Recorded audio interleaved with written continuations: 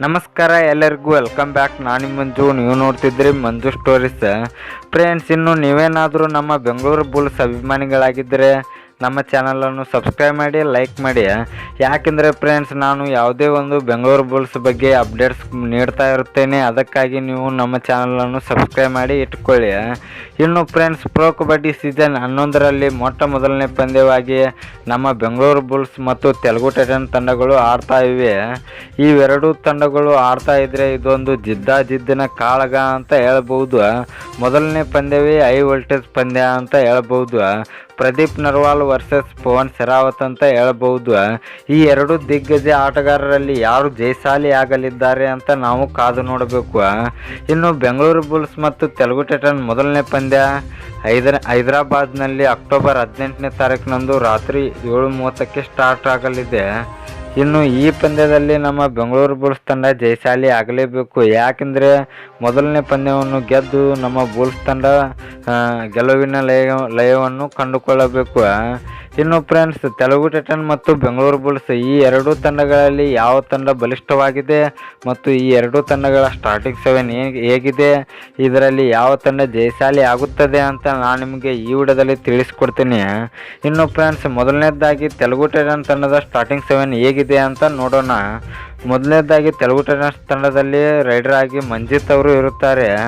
ಇನ್ನು ಎರಡನೇದಾಗಿ ಸಾಗರ್ ಅವರು ರೈಟ್ ಕವರ್ನಲ್ಲಿ ಇರುತ್ತಾರೆ. ಮೂರನೇದಾಗಿ ಅಜಿತ್ ಅವರು ಲೆಫ್ಟ್ ಕವರ್ನಲ್ಲಿ ಇರುತ್ತಾರೆ. ನಾಲ್ಕನೇದಾಗಿ ಪವನ್ ಶೆರಾವತ್ ಅವರು ರೈಡರ್ ಆಗಿರುತ್ತಾರೆ ಅಂತ ಹೇಳ್ಬೋದು. ಇನ್ನು ಐದನೇದಾಗಿ ವಿಜಯ್ ಮಲ್ಲಿಕ್ ಅವರು ಕೂಡ ರೈಡರ್ ಆಗಿರ್ತಾರೆ. ಆರನೇದಾಗಿ ಕಿಶನ್ ದುಲ್ ಅವರು ರೈಟ್ ಕಾರ್ನರ್ನಲ್ಲಿ ಇರುತ್ತಾರೆ.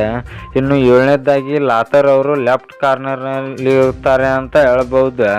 ಇದರಲ್ಲಿ ಮೇನ್ ರೈಡರ್ಗಳಾಗಿ ಪವನ್ ಶೆರಾವತ್ ಮತ್ತು ವಿಜಯ್ ಮಲ್ಲಿಕ್ ಅವರು ತೆಲುಗು ಟೈಟನ್ ತಂಡದ ಮೇನ್ ರೈಡರ್ಗಳಾಗಿರುತ್ತಾರೆ. ಇನ್ನು ಫ್ರೆಂಡ್ಸ್, ನಮ್ಮ ಬೆಂಗಳೂರು ಬುಲ್ಸ್ ತಂಡದ ಸ್ಟಾರ್ಟಿಂಗ್ 7 ಹೇಗಿದೆ ಅಂತ ನೋಡಿದರೆ ಮೊದಲನೇದಾಗಿ ರೈಡರ್ ಪ್ರದೀಪ್ ನರ್ವಾಲ್ ಅವರು ಇರುತ್ತಾರೆ.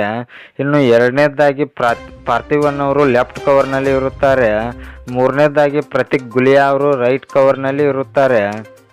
ನಾಲ್ಕನೇದಾಗಿ ಅಜಿಂಕ್ಯ ಪವಾರ್ ಅವರು ರೈಡರ್ ಆಗಿರುತ್ತಾರೆ. ಐದನೇದಾಗಿ ಜೈ ಭಗವಾನ್ ಅವರು ರೈಡರ್ ಆಗಿರುತ್ತಾರೆ. ಆರನೇದಾಗಿ ಸೌರಭ್ ನಂದಲ್ ಅವರು ರೈಟ್ ಕಾರ್ನರ್ನಲ್ಲಿ ಇರುತ್ತಾರೆ. ಏಳನೇದಾಗಿ ನಿತಿನ್ ರಾವಲ್ ಅವರು ಲೆಫ್ಟ್ ಕಾರ್ನರ್ನಲ್ಲಿ ಇರುತ್ತಾರೆ. ಇದು ಫ್ರೆಂಡ್ಸ್, ತೆಲುಗು ಟೈಟನ್ ಮತ್ತು ಬೆಂಗಳೂರು ಬುಲ್ಸ್ ತಂಡದ ಎರಡೂ ತಂಡಗಳ ಬಲಿಷ್ಠ ಸ್ಟಾರ್ಟಿಂಗ್ 7 ಅಂತ ಹೇಳ್ಬೋದು. ಈ ಎರಡೂ ಸ್ಟಾರ್ಟಿಂಗ್ 7ನಲ್ಲಿ ಯಾವ ತಂಡ ಬಲಿಷ್ಠವಾಗಿ ಕಾಣ್ತಾ ಇದೆ ಅಂತ ನೋಡಿದರೆ, ಈಗ ತೆಲುಗು ಟೈಟನ್ ತಂಡದಲ್ಲಿ ರೈಡರ್ಗಳಾಗಿ ಮಂಜಿತ್ ಮತ್ತು ಪವನ್ ಶೆರಾವತ್, ವಿಜಯ್ ಮಲ್ಲಿಕ್ ಅವರು ಈ 3 ಜನರ ತೆಲುಗು ಟೈಟನ್ ತಂಡದ ರೈಡರ್ಗಳು. ಇನ್ನು ನಮ್ಮ ಬೆಂಗಳೂರು ಬುಲ್ಸ್ ತಂಡದ ರೈಡರ್ಗಳನ್ನು ನೋಡಿದರೆ ಪ್ರದೀಪ್ ನರ್ವಾಲ್, ಅಜಿಂಕ್ಯ ಪವಾರ್, ಜೈ ಭಗವಾನ್ ಅಂತ ಹೇಳ್ಬೋದು. ಈ 3 ಜನ ನಮ್ಮ ಬೆಂಗಳೂರು ಬುಲ್ಸ್ ತಂಡದ ರೈಡರ್ಗಳು. ಫ್ರೆಂಡ್ಸ್, ತೆಲುಗು ಟೈಟನ್ ತಂಡದಲ್ಲಿ ಅಂತ ಹೇಳ್ಕೊಳ್ಳುವಂಥ ರೈಡರ್ಗಳು ಯಾರೂ ಇಲ್ಲ ಅಂತ ಹೇಳ್ಬೋದು. ಪವನ್ ಶೆರಾವತ್ ಅವರನ್ನು ಬಿಟ್ಟರೆ ತೆಲುಗು ಟೈಟನ್ ತಂಡದಲ್ಲಿ ಅಂಥ ಎಕ್ಸ್ಪೀರಿಯನ್ಸ್ ರೈಡರ್ ಯಾರೂ ಇಲ್ಲ. ಯಾಕೆಂದರೆ ಮಂಜಿತ್ ಅವರು ಕೂಡ ಹೋದ ಸೀಸನ್ನಲ್ಲಿ ಅಂತ ಹೇಳ್ಕೊಳ್ಳೋಂಥ ಪರ್ಫಾರ್ಮೆನ್ಸನ್ನು ತೋರಿಲ್ಲ. ಅದಕ್ಕಾಗಿ ತೆಲುಗು ಟೈಟನ್ ತಂಡದಲ್ಲಿ ಅಂಥ ರೈಡರ್ ಯಾರೂ ಇಲ್ಲ. ಇನ್ನು ಫ್ರೆಂಡ್ಸ್, ನಮ್ಮ ಬೆಂಗಳೂರು ಬುಲ್ಸ್ ತಂಡದಲ್ಲಿ ಬಲಿಷ್ಠ ರೈಡರ್ಗಳಿದ್ದಾರೆ ಅಂತ ಹೇಳ್ಬೋದು. ಪ್ರದೀಪ್ ನರ್ವಾಲ್, ಅಜಿಂಕ್ಯ ಪವಾರ್, ಜೈ ಭಗವಾನ್ 3 ಜನ ಕೂಡ ಎಕ್ಸ್ಪೀರಿಯನ್ಸ್ ರೈಡರ್ ಅಂತ ಹೇಳ್ಬೋದು. ಅಜಿಂಕ್ಯ ಪವಾರ್ ಅವರು ತಮಿಳು ತಲೆವಾಸ್ ತಂಡದಲ್ಲಿದ್ದಾಗ ಯಾವ ರೀತಿ ಆಡಿದ್ದಾರೆ ಅಂತ ನೀವೇ ನೋಡಿದ್ದೀರಿ. ಇನ್ನು ಜೈ ಭಗವಾನ್ ಅವರು ಕೂಡ ಮುಂಬೈ ಇಂಡಿಯನ್ಸ್ ತಂಡದಲ್ಲಿದ್ದಾಗ ಮಸ್ತಾಗಿ ರೈಡಿಂಗ್ನ ಆಗ್ತಾಯಿದ್ರು. ಇನ್ನು ಪ್ರದೀಪ್ ನರ್ವಾಲ್ ಅವರ ಬಗ್ಗೆ ಹೇಳೋದೇ ಬೇಡ. 3 ಸಲ ಪಟ್ನಾ ಪಾರಿಯರ್ಸ್ ತಂಡವನ್ನು ಚಾಂಪಿಯನ್ಸ್ ಮಾಡಿದ್ದಾರೆ. ಅವರು ಒಂದು ಸಲ ಫಾರ್ಮಿಗೆ ಬಂದರೆ ಮ್ಯಾಟ್ ಮೇಲೆ ಅಲ್ಲಲ್ಲೋ ಕಲ್ಲಲ್ಲೋ ಆಗುತ್ತದೆ ಅಂತ ಹೇಳ್ಬೋದು. ಒಟ್ಟಿನಲ್ಲಿ ರೈಡರ್ನಲ್ಲಿ ನಮ್ಮ ಬೆಂಗಳೂರು ಬುಲ್ಸ್ ತಂಡ ಮುಂದೆ ಇದೆ ಅಂತ ಹೇಳ್ಬೋದು. ಇನ್ನು ಡಿಫೆನ್ಸ್ನಲ್ಲೂ ಕೂಡ ನಮ್ಮ ಬೆಂಗಳೂರು ಬುಲ್ಸ್ ತಂಡ ಬಲಿಷ್ಠ ಕಾಣುತ್ತದೆ. ಅದು ಹೇಗೆಂದರೆ ಸೌರಭ್ ನಂದಲ್ ಅವರು ರೈಟ್ ಕಾರ್ನರ್, ನಿತಿನ್ ರಾವಲ್ ಅವರು ಲೆಫ್ಟ್ ಕಾರ್ನರ್, ಇಬ್ಬರು ಎಕ್ಸ್ಪೀರಿಯನ್ಸ್ ಪ್ಲೇಯರ್ಸ್ ಕಾರ್ನರ್ನಲ್ಲಿ ಇದ್ದಾರೆ ಅಂತ ಹೇಳ್ಬೋದು. ಕಿಶನ್ ದುಲ್ ಮತ್ತು ಲಾಥರ್ ಅವರು ತೆಲುಗು ಟೈಟನ್ ತಂಡದ ಕಾರ್ನರ್ಸ್ಗಳಾಗಿರ್ತಾರೆ. ಆದರೆ ಕಿಶನ್ ದುಲ್ ಅವರು ಮಸ್ತಾಗಿ ಆಡುತ್ತಾರೆ. ಆದರೆ ಲಾಥರ್ ಅವರಿಗೆ ಸ್ವಲ್ಪ ಎಕ್ಸ್ಪೀರಿಯನ್ಸ್ ಕಡಿಮೆ ಇದೆ ಅಂತ ಹೇಳ್ಬೋದು. ಅದಕ್ಕಾಗಿ ನಮ್ಮ ಬೆಂಗಳೂರು ಬುಲ್ಸ್ ತಂಡ ಕೂಡ ಡಿಫೆನ್ಸ್ನಲ್ಲಿ ತುಂಬ ಸ್ಟ್ರಾಂಗ್ ಇದೆ ಅಂತ ಹೇಳ್ಬೋದು. ಇನ್ನು ಫ್ರೆಂಡ್ಸ್, ನಿಮ್ಮ ಪ್ರಕಾರ ನಮ್ಮ ಬೆಂಗಳೂರು ಬುಲ್ಸ್ ಮತ್ತು ತೆಲುಗು ಟೈಟನ್ ತಂಡದ ಸ್ಟಾರ್ಟಿಂಗ್ 7 ಹೇಗಿರಬೇಕು ಅಂತ ಕಮೆಂಟ್ ಬಾಕ್ಸಲ್ಲಿ ಕಮೆಂಟ್ ಮಾಡೋದ್ರ ಮೂಲಕ ತಿಳಿಸ್ಕೊಡಿ.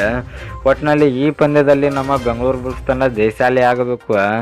ಯಾಕೆಂದರೆ ನಮ್ಮ ಬುಲ್ಸ್ ತಂಡ ಈ ಸೀಸನಲ್ಲಿ ಬಲಿಷ್ಠ ಕಾಣಬೇಕು. ಯಾಕೆಂದರೆ ಮೊದಲನೇ ಪಂದ್ಯವನ್ನು ಗೆದ್ದು ನಮ್ಮ ಬುಲ್ಸ್ ತಂಡ ಗೆಲುವಿನ ಮುಖಾಂತರ ಈ ಸೀಸನ್ನಲ್ಲಿ ಮುಂದುವರಿಸಬೇಕು. ಇನ್ನು ಫ್ರೆಂಡ್ಸ್, ಅದೇ ರೀತಿ ಈ ಪಂದ್ಯವನ್ನು ನಮ್ಮ ಬೆಂಗಳೂರು ಬುಲ್ಸ್ ತಂಡ ಗೆಲ್ಲುತ್ತಾ ಇಲ್ಲ ಅಂತ ಕಮೆಂಟ್ ಬಾಕ್ಸಲ್ಲಿ ಕಮೆಂಟ್ ಮಾಡೋದ್ರ ಮೂಲಕ ತಿಳಿಸ್ಕೊಡಿ. ಇನ್ನು ನಿಮಗೆ ಇದೇ ರೀತಿ ನಮ್ಮ ಬೆಂಗಳೂರು ಬುಲ್ಸ್ ಬಗ್ಗೆ ಅಪ್ಡೇಟ್ಸ್ ಬೇಕಾದರೆ ನಮ್ಮ ಚಾನಲ್ ಲೈಕ್ ಮಾಡಿ, ಶೇರ್ ಮಾಡಿ, ಸಬ್ಸ್ಕ್ರೈಬ್ ಮಾಡಿ. ನಮಸ್ಕಾರ ಫ್ರೆಂಡ್ಸ್.